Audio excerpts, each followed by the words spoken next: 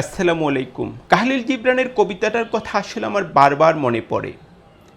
তোমাদের সন্তানেরা তোমাদের নয়, তারা জীবনের সন্তান সন্ততি। জীবনের জন্যই তাদের আকুতি, তারা তোমাদের সঙ্গেই রয়েছে, তবুও তারা তোমাদের নয়।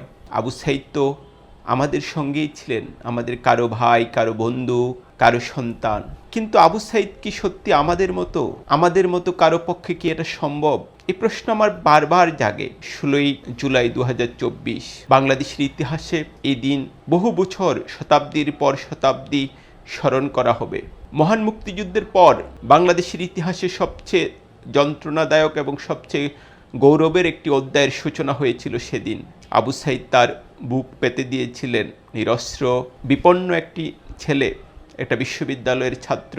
অন্য 8-10টা ছেলের মতো তারও কি স্বপ্ন ছিল না? এটা নিম্ন মধ্যবিত্ত পরিবারের সন্তান, যা বোঝা যাচ্ছে পরিবারের আসলে চলাটা খুব কঠিন ছিল। নিশ্চয়ই তার স্বপ্ন ছিল একদিন সব কষ্ট দূর করে দেবেন, সব ঠিক হয়ে যাবে। আমার মনে হয় আবু সাইদের এত ছোট কোনো স্বপ্ন ছিল না, তার স্বপ্ন ছিল অনেক বড়। সে অমর হতে চেয়েছিল, আমাদের মতো সাধারণ মানুষদের মতো, ভণ্ডদের মতো, প্রতিদিন কথা দিয়ে কথা না রাখাদের মতো, দেশের সঙ্গে বিশ্বাসঘাতকতা করাদের মতো সম্ভবত তার জীবন ছিল না। সেই ইতিহাসে তার নাম লিখে দিয়ে গেছে, তার বুক পেতে দিয়েছিল সে বুলেটের সামনে। সত্যি আমি এখনও ওই ভিডিওটা দেখলে আটকে উঠি। আমার মনে হয় না যে এটা 1 বছর আগের কোনো ভিডিও। আমার মনে হয় আমি লাইভ দেখছি, মনে হয় আমার চোখের সামনে এটা ঘটছে। এটা কি করে সম্ভব?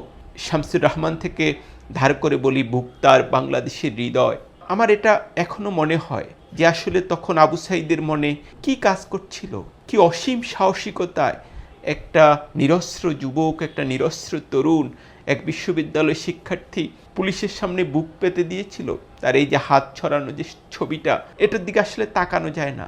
মানে সে কি আসলে বিশ্বাস করেছিল যে কোনো দিন তার দেশের পুলিশ তার বুকে এভাবে গুলি চালাতে পারে? অবিশ্বাসের দৃষ্টি থেকে সে তাকিয়েছিল পুলিশের দিকে, এবং সে যখন পড়ে যাচ্ছিল আবার উঠে দাঁড়ালো। বাংলাদেশও আসলে 16ই জুলাই এভাবে পড়ে গিয়েছিল। তারপর আমরা যেটা দেখি, বাংলাদেশ উঠে দাঁড়ানোর চেষ্টা করেছে, কিন্তু সেই যাত্রাটা খুবই কঠিন, কষ্টকর এবং নির্মম ছিল। 16ই জুলাই থেকে 5ই আগস্ট অল্প কয়েকটা দিনে আমরা যেটা দেখি, অন্তত 1500 মানুষকে হত্যা করা হয়। জাতিসংঘের রিপোর্ট অনুযায়ী এটা 3400 পর্যন্ত হতে পারে। পূর্ণাঙ্গ কোনো তালিকা আমরা এখনও করতে পারিনি। আমরা যেটা দেখি যে বেওয়ারিশ লাশ এখনও আছে 100-র বেশি। তারা কারা কেউ জানে না। মানবজমিনে আমার কলিগ ছিলেন পিন্টু ভাই, উনার এক আত্মীয়।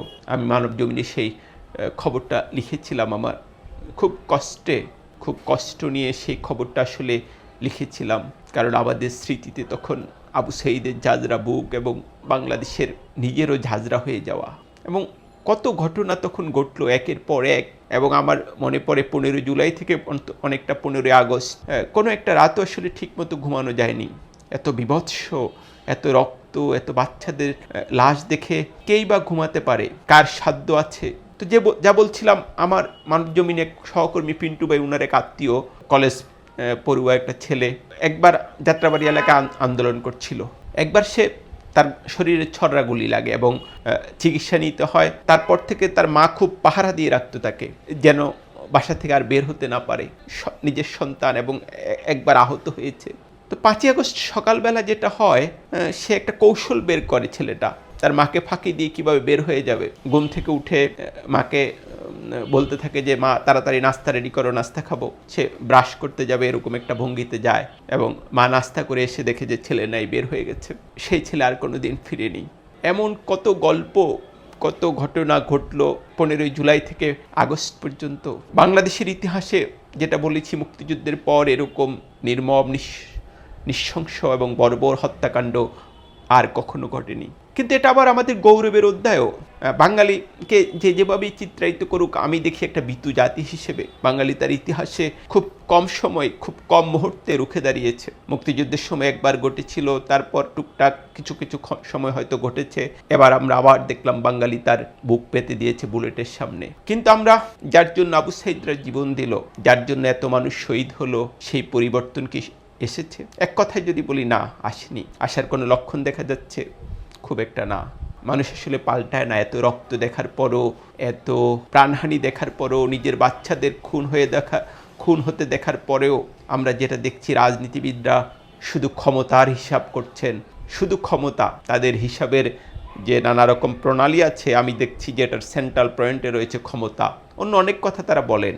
এবং মানুষের যে পাল্টে গেছে তা নয়। সরকারি অফিসে আগের মতোই ঘুষ চলছে। ক্যাম্পাসগুলো অনেকটা পাল্টেছে। ক্যাম্পাসে এখন আর গণরুম নেই, ওভাবে নির্যাতনের কালচার এখন আর নেই। কিন্তু রাজনৈতিক সরকার আসলে সেটা থাকবে না, তার কোনো গ্যারান্টি নাই। পরম করুণাময়ের কাছে আমার একটা প্রার্থনা, এই আবু সাঈদের মতো শত শত মানুষের রক্তের বিনিময়ে এ দেশটা যদি পাল্টে যেত, সাম্য সমতার একটা বাংলাদেশ যদি গড়ে উঠত, পরম করুণাময় যেন আবু সাঈদদের জান্নাতে উত্তম মর্যাদা দান করে। আর বাংলাদেশ যেন রাতারাতি না পাল্টে গেল, তার যেন একটা পাল্টে যাওয়ার সূচনা হয়। আবু সাঈদদের জন্য আমাদের আসলে কী বা দেওয়ার আছে?